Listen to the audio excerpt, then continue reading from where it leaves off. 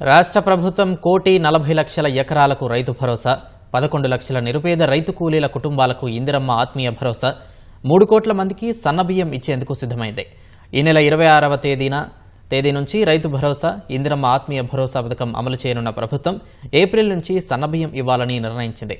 అర్హులైన ప్రతి ఒక్కరికి లబ్ధి చేకూరేలా చర్యలు తీసుకోవాలని సీఎం రేవంత్ రెడ్డి అధికారులను ఆదేశించారు.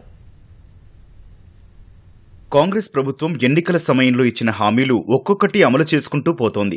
సాగుకు యోగ్యమైన ప్రతి ఎకరాకు రైతు భరోసా ఇవ్వాలని, అర్హులైన రైతు కూలీల కుటుంబాలకు ఇందిరమ్మ ఆత్మీయ భరోసా పథకం అమలు చేయాలని, అర్హత కలిగిన తెల్ల రేషన్ కార్డుదారులకు ఏప్రిల్ నుంచి సన్నబియ్యం ఇచ్చేందుకు రాష్ట్ర ప్రభుత్వం సిద్ధమైంది.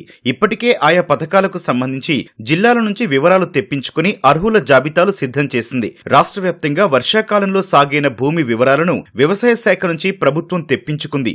దాదాపు 1,39,00,000 ఎకరాల్లో పంటలు సాగైనట్లు వ్యవసాయ శాఖ ప్రభుత్వానికి నివేదించింది. ఆ శాఖ గణాంకాలను ప్రామాణికంగా తీసుకుని రైతు భరోసా చెల్లించాలని భావించిన ప్రభుత్వం ఆ మేరకు అవసరమైన నిధులను సిద్ధం చేసుకుంది. సాగుకు యోగ్యమైన భూమి కూడా ఇంతకు మించి ఉండే అవకాశం లేదని అంచనా వేస్తోన్న ప్రభుత్వం 1,40,00,000 ఎకరాలకు రైతు భరోసా ఇచ్చేందుకు సన్నద్దమవుతోంది. వ్యవసాయ యోగ్యం కాని మైనింగ్, కొండలు, గుట్టలు, రాళ్లకు, రప్పలకు, స్థిరాస్తి వెంచర్లకు అనర్హులకు ఎవరికీ రైతు భరోసా వెళ్లకుండా ఉండేందుకు క్షేత్రస్థాయిలో రెవెన్యూ, వ్యవసాయ శాఖల అధికారులు సంయుక్తంగా తయారు చేసిన సాగుకు యోగ్యమైన భూములకు మాత్రమే చెల్లింపులు జరిగేటట్లు జాగ్రత్తలు తీసుకుంది.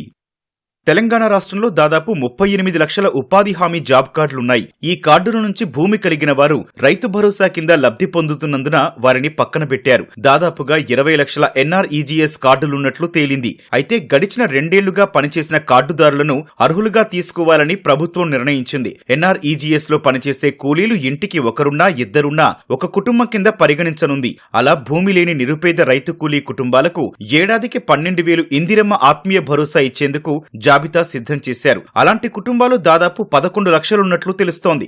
మరొకసారి గ్రామాల వారీగా క్షేత్రస్థాయిలో పరిశీలన చేసి అర్హులైన ప్రతి నిరుపేద రైతు కూలీల కుటుంబాలకు లబ్ధి చేకూరేట్లు చూడాలని అధికారులకు ప్రభుత్వం స్పష్టం చేసింది. రాష్ట్రంలో ఇప్పుడిస్తోన్న దొడ్డు బియ్యం తినేందుకు వాడటం లేదని ప్రభుత్వం గుర్తించింది. తెల్ల రేషన్ కార్డుల ద్వారా ఇచ్చే సబ్సిడీ బియ్యాన్ని కొందరు అక్రమార్కులు రీసైక్లింగ్ చేసి విక్రయించి సొమ్ము చేసుకుంటున్నట్లు గుర్తించిన ప్రభుత్వం తినేందుకు వీలుగా ఉండే సన్నబియ్యం ఇవ్వాలని నిర్ణయించింది. ప్రతి ఒక్కరికి నెలకు 6 కిలోల సన్నబియ్యం ఇవ్వాలని నిర్ణయించింది. వచ్చే ఏప్రిల్ నుంచి రాష్ట్రంలోని దాదాపు 3 కోట్ల మందికి నెలకు 6 కిలోల లెక్కన ఇవ్వనుంది. కొత్తగా కార్డులిచ్చేవారిని పరిగణలోకి తీసుకుని ప్రతి తెల్ల రేషన్ కార్డుదారుడికి ఏప్రిల్ నుంచి సన్నబియ్యం ఇచ్చేందుకు సిద్ధమవుతోంది.